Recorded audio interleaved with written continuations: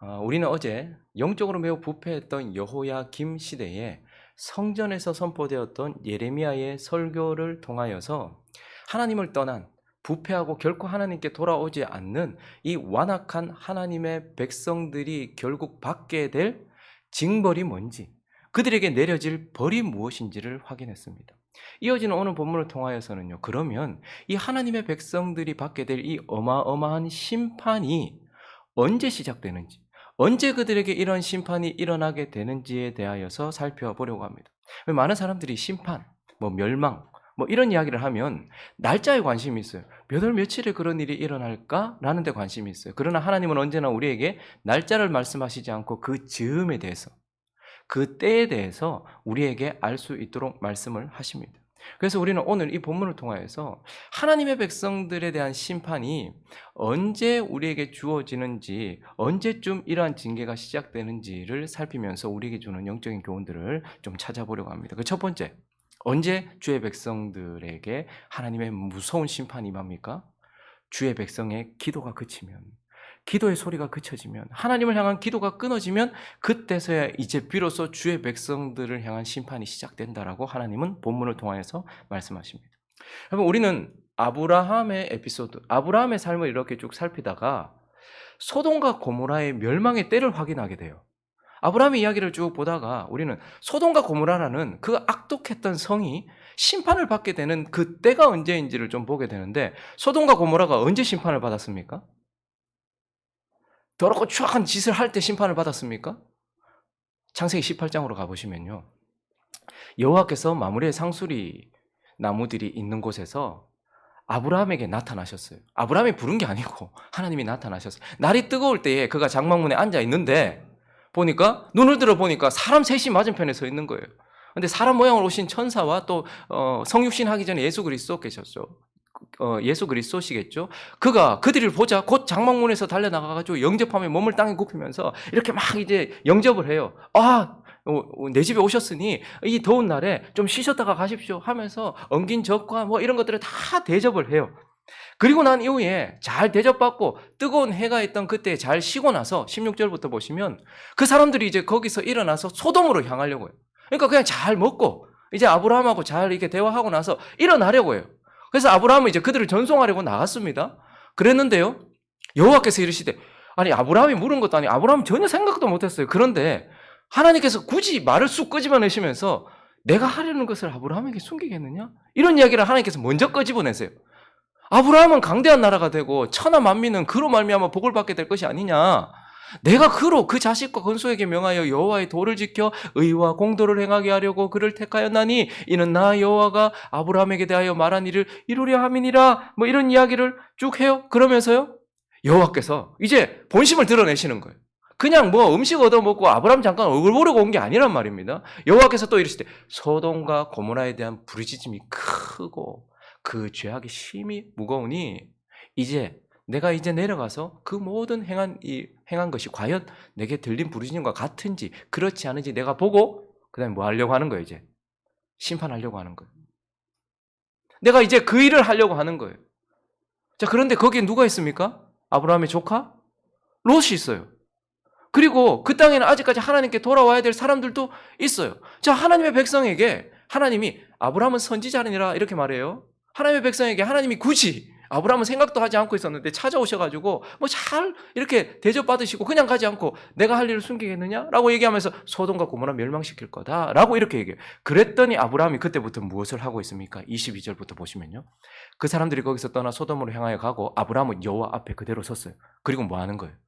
아브라함이 가까이 나아가 이르되 하나님을 향하여 말하기 시작합니다. 주께서 의인을 악인과 함께 멸하려 하시나이까? 그 성 중에 의인 50명 있을지라도 주께서 그곳을 멸하시고 그 50명의 의인을 위하여 용서하지 아니하시리까? 라고 하면서 뭘 시작하는 거예요, 지금? 그 성의 심판을 막아설 중보 기도를 시작하는 거예요. 그 성에 50명의 의인이 있다면 하나님 어떻게 하실 겁니까? 의인을 악인과 함께 죽이실 것입니까? 그러면 안 되지 않습니까? 세상을 심판하시니까 그러면 안 되지 않습니까? 거기서부터 시작된 기도가 계속 이어져요. 50명에서 40명, 40명에서 30명, 20명, 10명 이런 식으로 계속해서 줄어들면서 계속해서 기도를 해요. 그리고 마지막 33절을 보시면 여호와께서 아브라함과 말씀을 마치시고 가셨어요. 아브라함의 기도가 거기서 멈춰졌습니다. 아브라함도 자기 곳으로 돌아갔어요. 그 이후에 19장에 무슨 일이 일어납니까? 소돔과 고모라의 멸망이 일어나는 것을 보게 돼요. 여러분, 언제 주의 백성, 언제 그곳에 심판이 임할까요? 바로 주의 백성, 하나님이 세우신 사람들의 기도, 중보, 그 기도 소리가 그쳐지면 그때서 이제 비로소 심판이 시작된다라는 것을 보게 돼요. 그래서요, 하나님은 하나님이 보내신 사람들에게 두 가지를 시키십니다. 하나님이 보내신 선지자, 하나님의 사람들에게 두 가지를 시키세요. 먼저는 사람들에게 쏟아내는 말, 이걸 뭐라고 해요?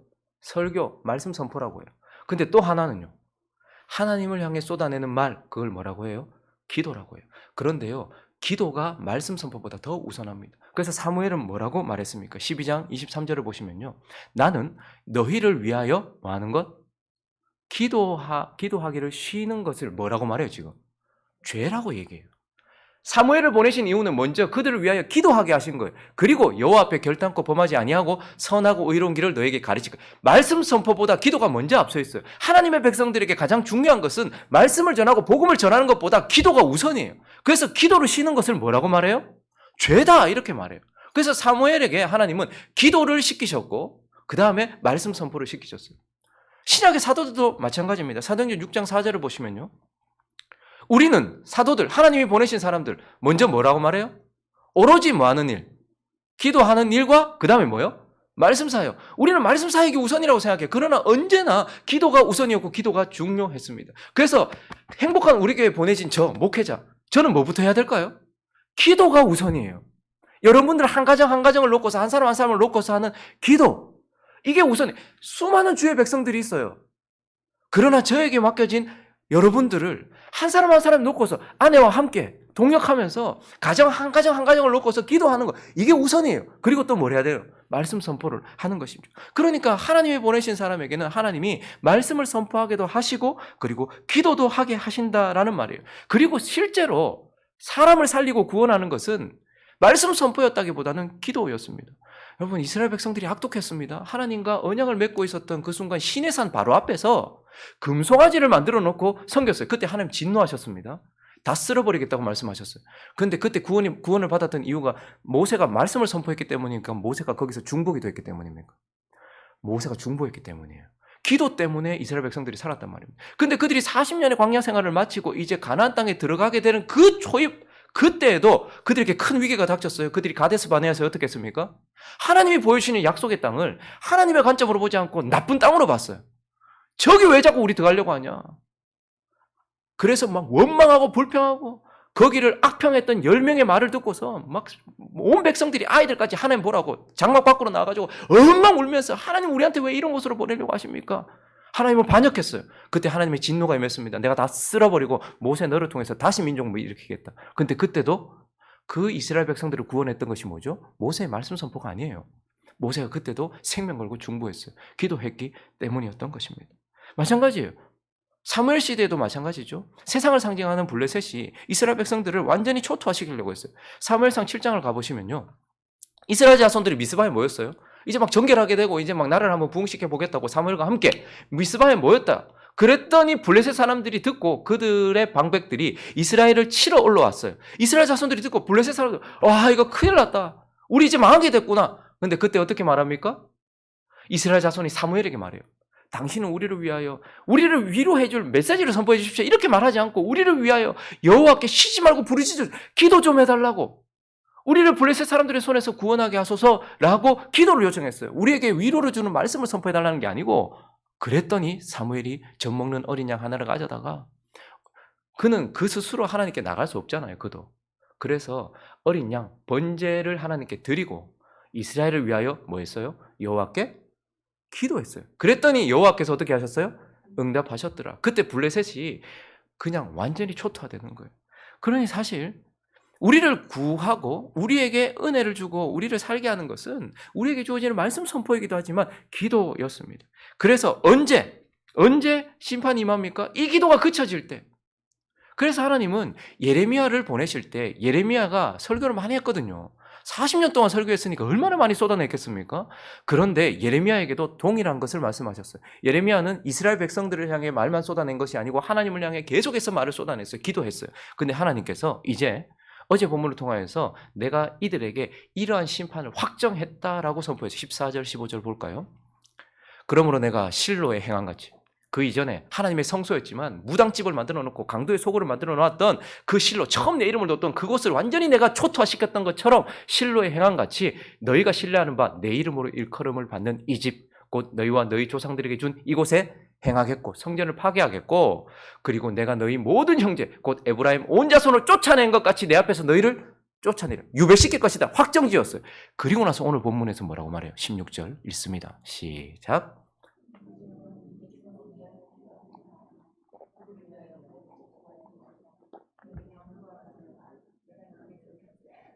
이 백성 위해서 이제 기도 멈춰라. 그들 위하여 부르짖어 구하지 말아라. 내게 간구하지. 여러분, 왜 하나님이 3번이나 반복해서 이런 말을 할까요? 예레미야가 계속 기도했기 때문입니다. 하나님, 이들의 마음을 돌이켜 주십시오. 하나님, 이들을 정말 새롭게 해주십시오. 계속해서 기도했을 거예요. 예레미야는 눈물을 흘리면서 사람들에게도 말씀을 선포했지만 눈물을 흘리면서 하나님께 계속해서 간구해서 제발 좀 이들을 돌이켜 주십시오라고 기도했을 거예요. 그런데 하나님이 이제 확정 짓고 나서 뭐라? 기도 끝. 심판 시작.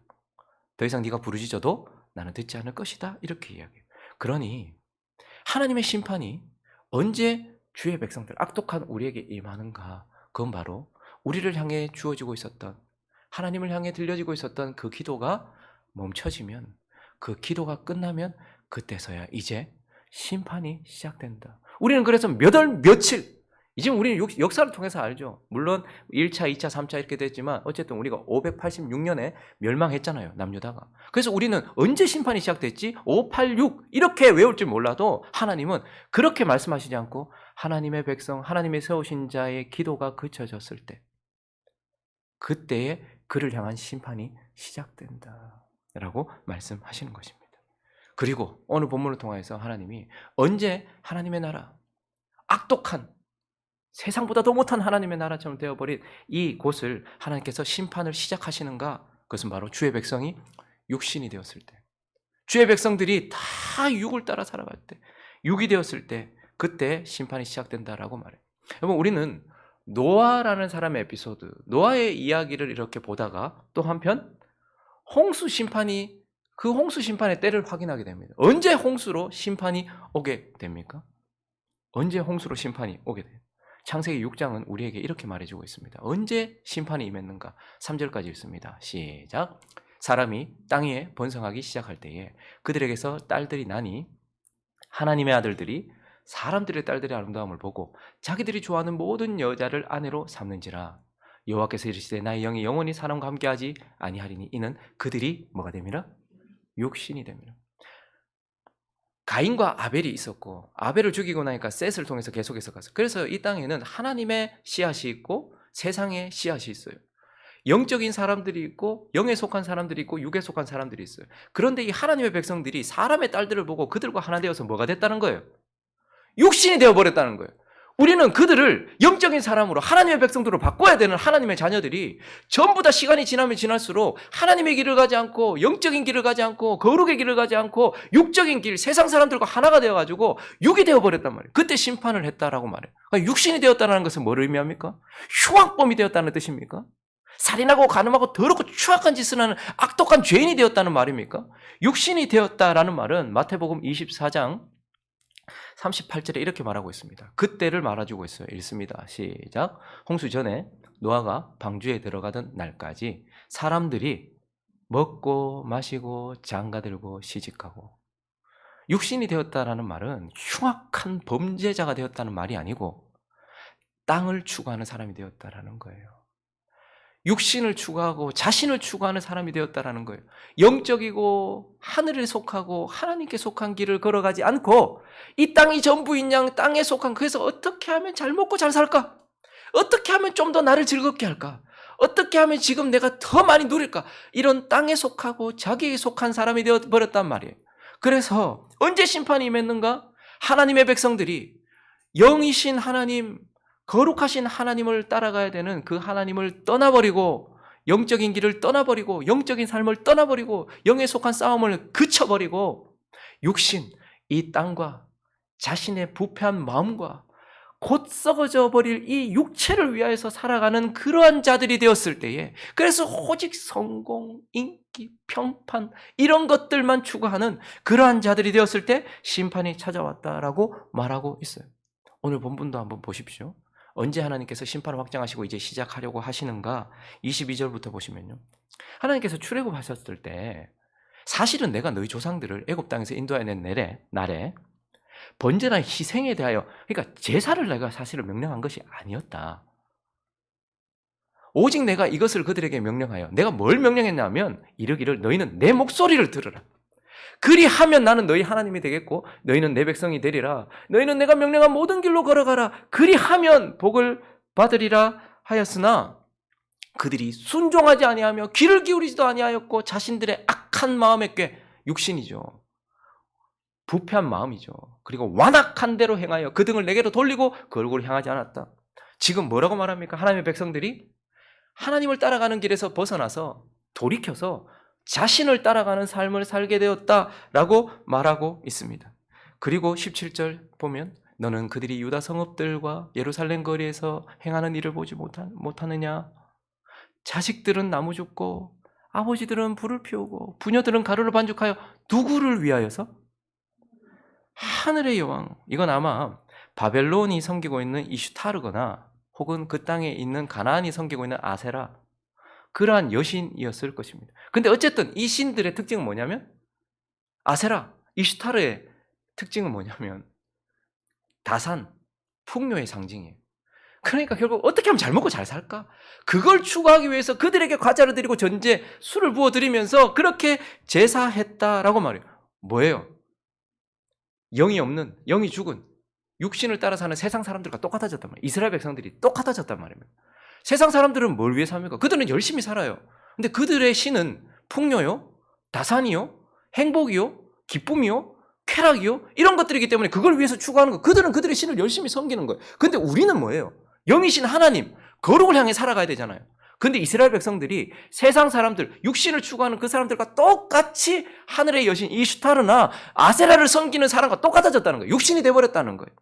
그리고 30절도 보시면요, 여호와께서 말씀하시되 유다 자손이 나의 눈앞에서 악을 행하여 내 이름으로 일컫는 바 집, 성전인데 그곳에 가증한 것들을 두었대. 그러니까 바벨론 신을 섬기는 그 전이나 여호와를 섬기는 그 전이나 똑같아졌어요.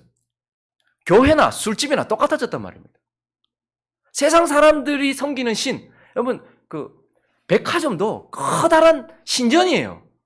그 신은, 백화점의 신은 뭐죠? 돈이에요, 돈. 돈을 벌기 위해서 사람들을 그렇게 끌어모아서 거기서 계속해서 소비를 하게 하잖아요. 그래서 그런 풍요와 막 쾌락, 이런 신들이 예배를 받는 곳이 뭐 그런 곳이라고 한다면, 교회는 하나님이 예배받는 곳이잖아요. 그래서 하나님을 찬양하고 예배해야 돼요. 그런데 여기서도 뭐예요? 전부 다 똑같이 어떻게 하면 하나님 이용해서 더 잘 먹고 더 잘 살까? 어떻게 하면 그렇게 할까? 그냥 우상이 신전이 돼버려. 세상과 똑같아져 버렸다라고 말해요. 거기다가 31절에 보면 흰놈의 아들 골짜기에 도배 사당을 건축하고 그들의 자녀들은 불에 산란. 그러니까 그 육신이 되어버린 우상을 섬기는 자들은 그때에 아들도 바쳤어요. 불에 바쳤단 말이에요. 왜요? 자기의 뭔가를 이루기 위해서. 그만큼 희생해서라도 자기를 추구하고 자기가 섬기는 신을 얻기 위해서, 자기 신에서 주는 것을 뭔가를 얻기 위해서 불에다가 자기 자식을 뒀단 말입니다.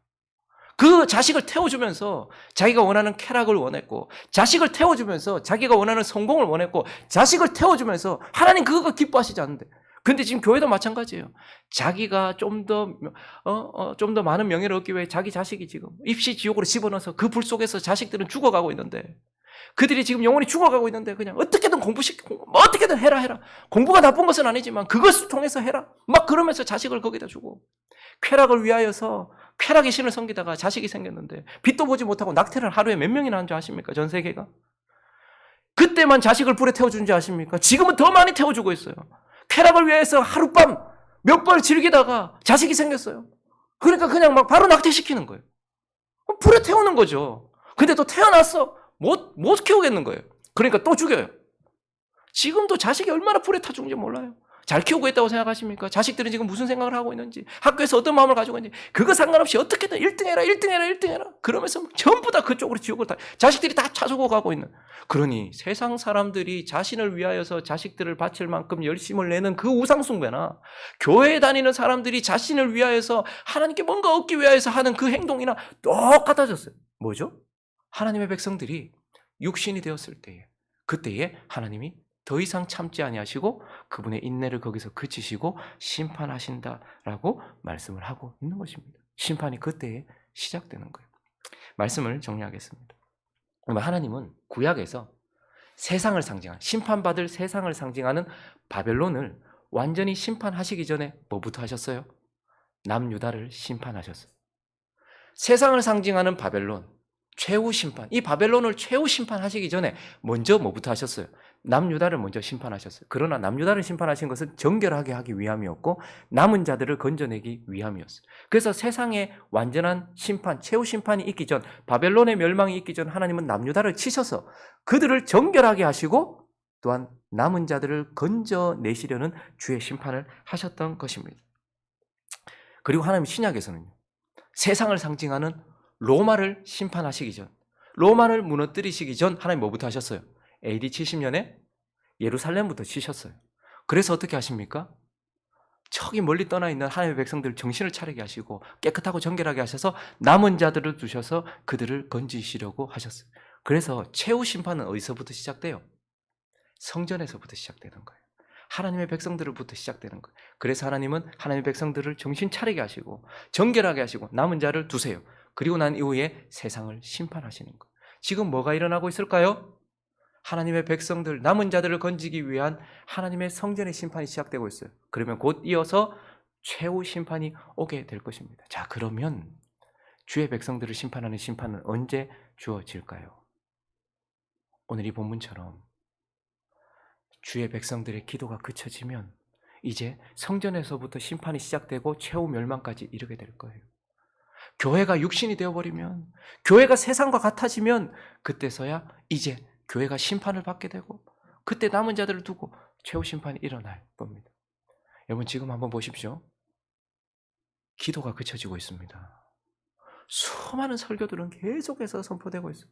얼마 전에 보니까요, 한국교회 많은 원로 목사님들이, 사역을 한국교회를 잘 섬기셨던 원로 목사님들이 TV나 CBS, CTS, 극동, 왜 이렇게 이단들의 설교가 많냐, 거짓 복음들이 왜 이렇게 많냐, 이렇게 한탄을 하시더라고요. 메시지들은 많은데 기도는 없어요. 지금 하나님께서 남유다를 심판하실 때처럼 주의 백성들을 향한 기도는 지금 그쳐지고 있습니다. 거기다가요, 남유다가 그랬던 것처럼 교회는 세상과 전혀 다를 바 없는, 성도들은 육신 덩어리가 되어져 버리고 있어요. 이제 곧 임박한 심판이 왔다는 것을 분별하셔야 됩니다.